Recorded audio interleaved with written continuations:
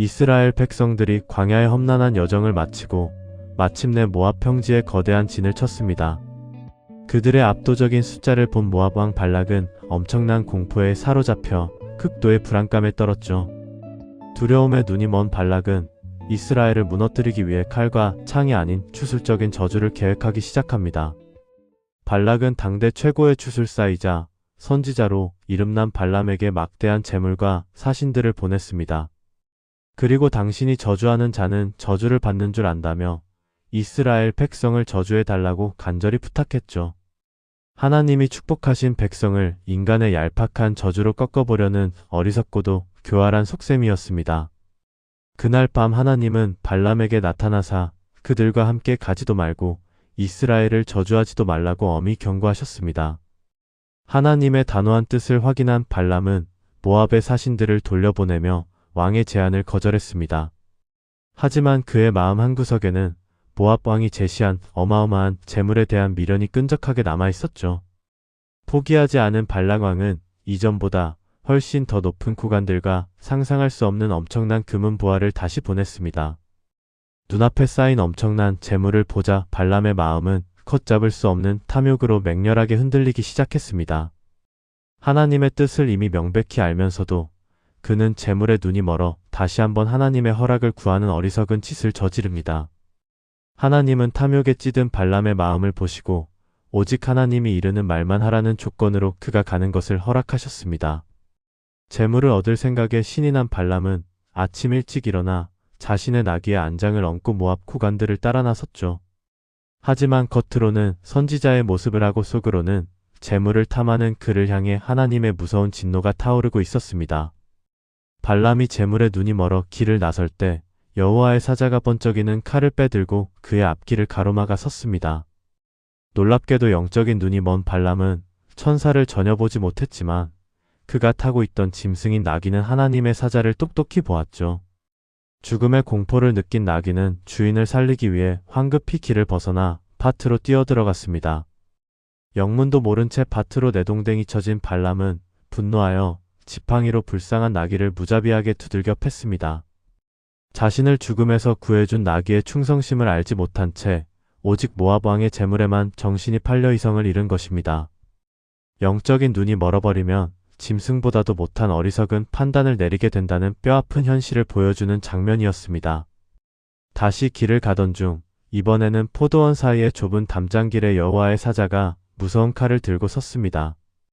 천사를 피하려던 나귀가 벽 쪽으로 몸을 바짝 붙이는 바람에 발람의 발이 돌담 벽에 짓눌리고 말았죠. 극심한 고통에 이성을 잃은 발람은 또다시 거친 욕설을 퍼붓며 나귀를 사정없이 때렸습니다. 마침내 여호와의 사자가 좌우로 피할 곳이 전혀 없는 아주 좁은 골목길을 완벽하게 가로막았습니다. 천사의 서늘한 칼날 앞에 더 이상 나아갈 수 없음을 깨달은 나귀는 아예 발람의 밑에 엎드려 버렸죠. 모압으로 가는 일정이 지체되자 폭발한 발람은 분노의 극치에 달해 지팡이로 나귀를 미친 듯이 내려쳤습니다. 바로 그때 하나님께서 평범한 짐승인 나귀의 입을 열어 사람의 말로 말하게 하시는 전무후무한 기적이 일어났습니다. 억울하게 매를 맞던 나귀가 내가 당신에게 무엇을 하였기에 나를 이같이 3번이나 때리느냐? 라며 입을 연 것입니다. 짐승의 입을 빌려서라도 탐욕에 눈이 먼 어리석은 인간의 죄악을 멈춰 세우시려는 하나님의 강렬한 경고였습니다.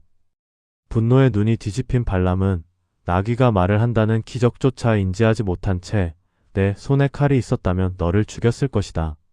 라며 맞서 싸웠습니다. 그제야 하나님께서 발람의 닫힌 눈을 열어주시니 번쩍이는 칼을 들고 서 있는 여호와의 사자가 그의 눈앞에 나타났죠. 자신이 방금 전까지 얼마나 끔찍한 죽음의 문턱에 서 있었는지를 깨달은 발람은 그 자리에서 땅에 엎드려 벌벌 떨었습니다. 여호와의 사자는 내 나귀가 3번이나 너를 구하지 않았다면 내가 벌써 너를 죽이고 나귀만 살렸을 것이다 라며 꾸짖었습니다. 두려움에 질린 발람은 자신의 교만과 탐욕을 깊이 회개하며 당장이라도 고향으로 돌아가겠다고 애원했죠. 하지만 하나님은 그를 모압 왕에게 보내시며 오직 하나님이 주시는 축복의 말씀만을 전하라는 엄중한 사명을 다시 쥐어주셨습니다.